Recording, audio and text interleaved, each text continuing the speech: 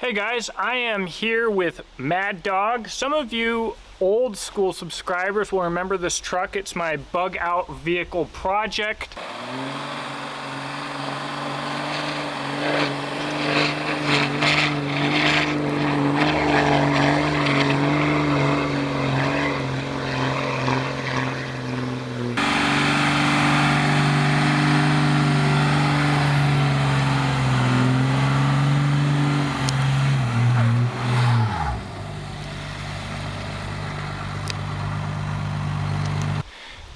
I'm just mentioning that because the project is about to make some progress.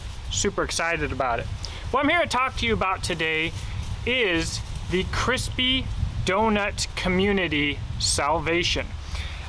At Blade Show, I guess that would be 2023 in Atlanta, across the booth from my friend Josh at Redbeard Blades, there's some absolute wild men whose booth was completely decked out in donuts. Now, typically, an aesthetic appeal, especially one featuring pinks, blues, and sprinkles, is not exactly my style. But I went over there because they seemed like some cool guys. I got to talking to them. Really nice guys, really cool community, really busy booth, and he handed me this knife, the Salvation. Now, normally, when I first saw it, I thought it's an EDC knife. I'm not that interested. And I was so surprised that now I have the knife in hand, and that's what I'm here to talk to you about today. So stick around. Hey guys, I'm Jacob. You're watching the Prepper's Bunker Outdoors. Thank you for tuning in. This month's sponsor, the month of June, is Spirit of the Bear Blades. Michael Spaniers does absolutely fantastic custom leather work. He's one of my go-to guys, not because he's cheap, not because of anything else except for the fact that his work is absolutely fantastic. Make sure to check him out. His links will be at the top of the description box below. Below that, you will see my links of how you can support this channel through my knife brand, Exodus Knife and Tool, my rifle sling brand and custom nylon gear brand, Beach and Tactical, and also I have affiliate links to include Kentuckiana Gun Works. Use the coupon code listed below for a discount. It's the only gun oil and grease that I use. Let's get you right back to the content. This is rather unique, I'm guessing. So who else do you know that would rock Sock Guy donut socks? Of course, there's sawdust all over them because I've been running the saw with alpenflage. It's an odd mixture of EDC culture and community, hillbilly activity, and really good knife. So this is my introduction review, and like all introduction reviews, we're going to talk about the blade, the handle, the kydex, or the sheath I should say, and then the overall impressions here. So the blade here, we have a hollow ground. I'm not normally a hollow ground guy, but it's a very shallow hollow ground, not too bad. And then you have it transition into a flat ground tip. Now, this is a cool aesthetic. I think there's no denying that. However, oftentimes when I see it, I automatically blow it off because so often we see knives with a compound grind like this, and what they are advertising is a gimmick. Okay, they are done for the aesthetic appeal, to look good to your eye, to make a sale. This was my first impression of the Salvation before I had it in hand. So with the blade, the reason that we have this hollow to flat grind, however, the Luke wanted to have a tougher tip. And so we do have this look. We do have a flat ground tip. It is very well done. It is very nicely done here. And so what surprised me when I grabbed this knife is the edge geometry and how it worked with the handle geometry. Now we're still talking about the blade here. So we've got good edge thickness. We've got S35 VN steel. It is an appropriately thin knife for everyday carry use. It's not a lightsaber, so this thing is not as thin as, say, a kitchen knife. I'm guessing we're at 20 thousandths of an inch, but we have this jimping up near the point. And so we'll get to comfort here in a second. I'll talk about that jimping here in a second. But while still talking about the blade, we have these chamfered edges. It cuts nice. And so what brought this together as a package to me was the handle. And we're going to talk about the jimping with the handle because it has to do with hand comfort. So what really impressed me is I grabbed this blade. It's very thin. Okay. With the blades and scales and everything, it's very thin, but I put it into my hand and it fit exceptionally well. The jimping here on the spine is not too aggressive. The chamfered edges are very, very nice, very well done. And then I grabbed it like this and I ran my finger up on it and it was perfectly indexed with the jimping on the tip. And so after holding this knife for a second, I said, hold on here. This isn't just a knife that somebody's trying to sell because they can. Like, someone put some thought into this, and they actually, I think, had some use and experience behind the design. We've got chamfered edges. Look at the attention to detail with the milling around the lanyard. That is beautiful. I'll talk about that more in here in just a second. But the package of handle and blade is really what impressed me. Now, mine came with this Kydex sheath. It didn't come with the Ulti-Clip. I'm just an Ulti-Clip guy.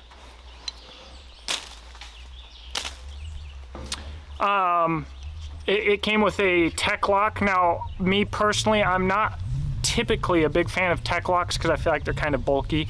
But check this out. It goes in. It locks in. It pops out nicely,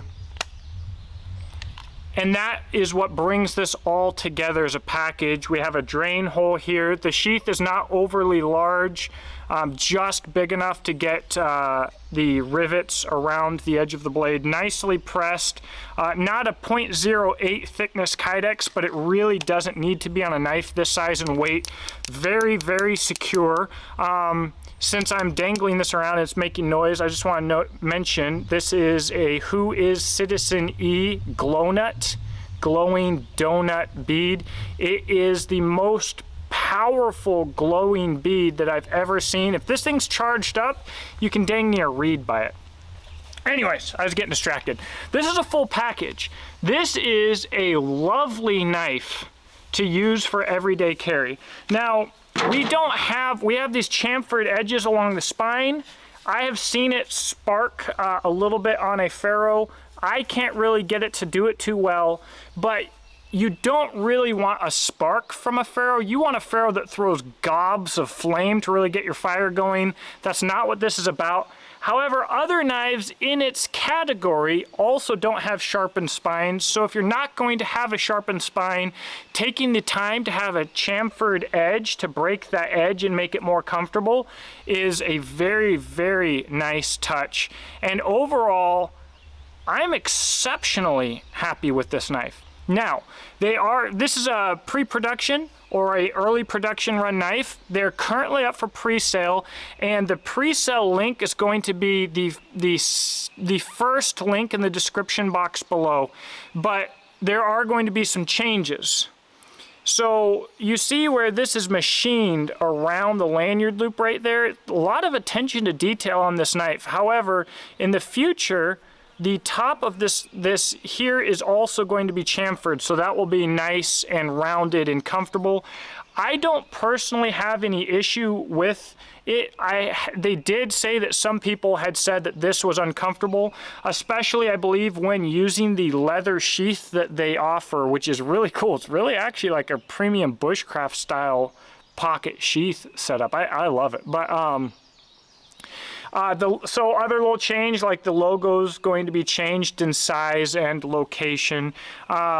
Overall, guys, I'm a big fan. Look, I probably wouldn't have even given it a chance at first if this knife was pink with blue G10 scales and sprinkled donut kydex.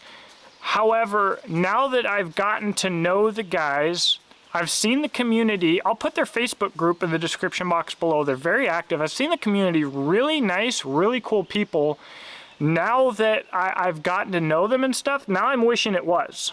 Now I'm wishing let's just go full-blown pink and blue and sprinkles. However, not everybody feels that way, so offering it in a nice stonewash finish with black scales is the smarter way to go. Really cool. And guys, really, I'm just stoked about the Crispy Donut community, Crispy Donut community. They do some collabs with custom makers, Unita or Unta, something like that. They did a collab with them, really cool knives, a few other custom makers. Just really cool dudes offering a whole lot of stuff. Their folders look really cool and really practical. And so at the end of the day, guys, I'm stoked on them. If you couldn't tell, I'm stoked on them. I think that they're a fantastic value, everyday carry fixed blade knife. Now, why am I filming in Mad Dog instead of up at the caves? Well, we're gonna wrap this up here. I was dropping some trees and running the saw up here, and Dax found a yellow jacket's nest for me, and I got stung in the face. Around here somewhere. It hurt. It's not really swelling very much, thank goodness, but it wasn't pleasurable. It's a little bit kind of ruined my day because I need to go get my chainsaw, and now I'm constantly looking at my feet when I'm walking, and also whenever I hear buzzing or something flying, I'm like over alert now. I don't like being stung, I'm gonna be honest, but today's gotten a little weird. So this video sadly was not filmed by a cave or a waterfall or anything else, but we'll do that another time. Thank you for watching. Let me know what you think in the comment section below.